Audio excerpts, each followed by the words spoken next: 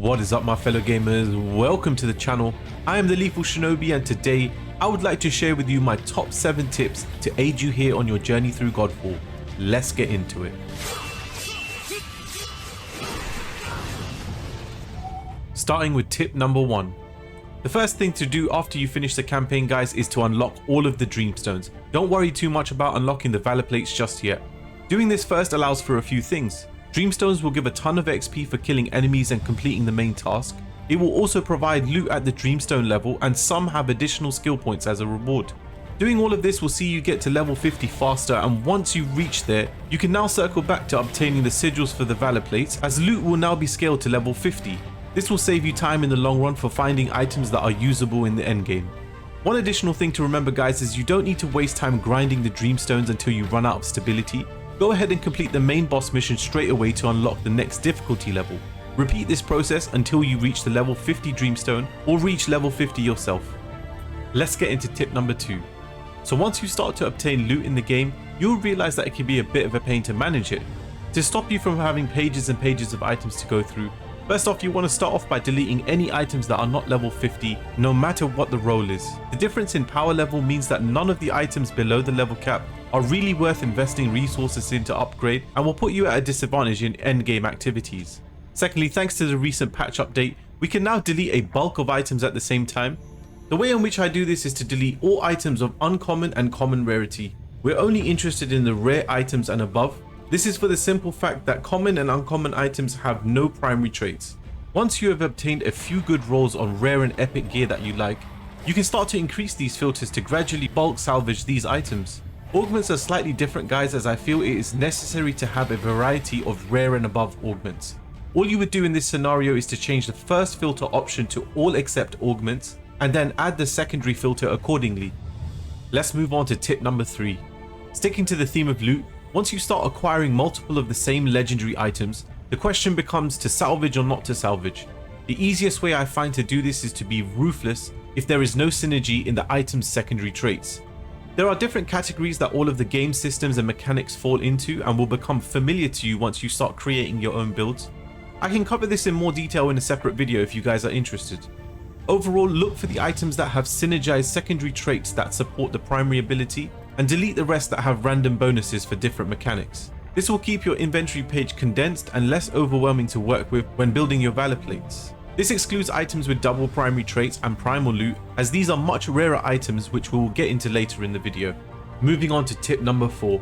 Guys, with loot being a huge aspect of the game, one last section I would like to tackle is in regards to upgrading your items at the forge. An item can be upgraded 5 times with an increase to an existing secondary trait at the 3rd stage, and an additional secondary bonus is applied to the item at the 5th stage. The first 2 upgrades cost minimal resources and do not use any rare resources, so you can do this as much as you like on your items. The real deciding factor to go beyond this point is to make sure that you have a solidified use for the item in your build. This is as it will require precious resources to upgrade. I have a separate video on my channel explaining all of GodFall's resources if you guys want more details on this. The most important decision comes actually at the 5th stage of upgrading. You'll get a choice of 5 different options depending on what the item is. I personally try to double down on what the item currently has available to specialize it, or to keep the bonus as generalized as possible. So if the item has an increase to weapon technique damage, for example, I will increase this at the 5th stage so it is more proficient at what it does. In terms of generalization, I would add something like an increase to all resistances, as this is useful for all Valor Plates. Adding a random stat like plus 90 might or vitality will not really make a huge impact for majority of builds. This can make it so that you can use this single item on a different Valor Plate as well for a different build. Moving on to tip number 5. Many players ask about what to spec into in terms of skills and ascension levels. With the skill tree is not much of an issue, as you can respec it at any time, but there is a base template that you can use. For me personally, I generally don't spec out of the main skills that you see highlighted on the screen, as they are useful to every Valor Plate with a few exceptions. I will only change specializations when moving across to the different Valor Plates. So as you are progressing to level 50, I would say to focus on these ones that are highlighted on screen, and then you can play around with it once you've unlocked all of the skill points from the Dreamstones. For the ascension levels after you reach level 50, I will scroll through on screen what I currently am spec'd into, but I follow the same philosophy of keeping it generalized as I switch valor plates frequently. Just as an example here, using your ascension points to increase soul shatter by 5% may be useful to your current build, but will not necessarily be useful to a different valor plate. Spec into the base stat bonuses, weapon techniques, and so on. Let's get into tip number 6.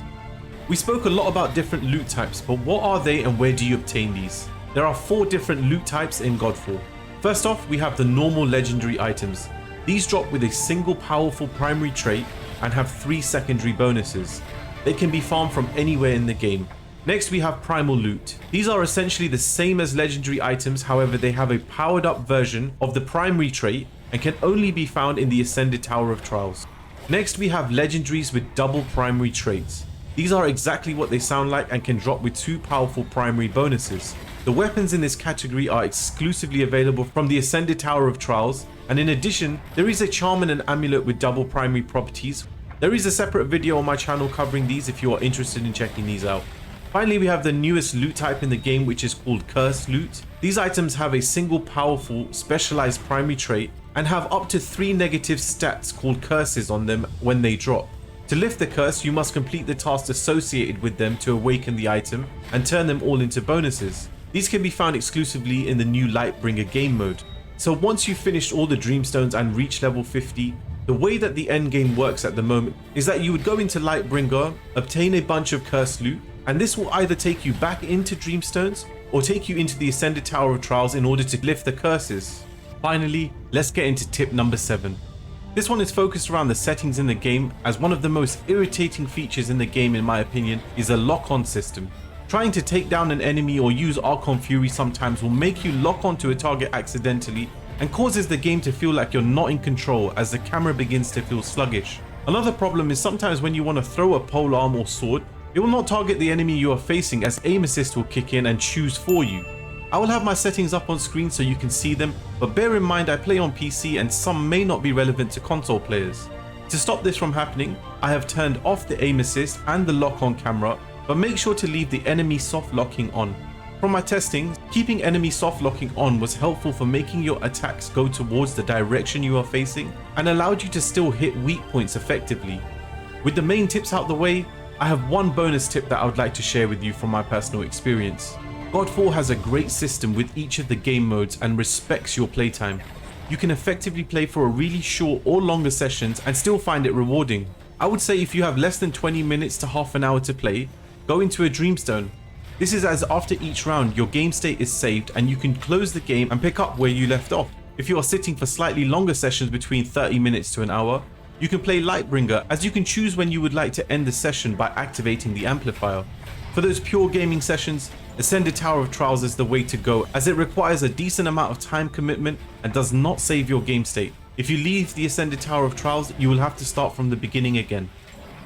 Well, that's all I have for you today, guys. If you enjoyed the content or found it useful, please don't forget to leave a like, comment and subscribe. My Discord link is in the description down below if you're interested in joining.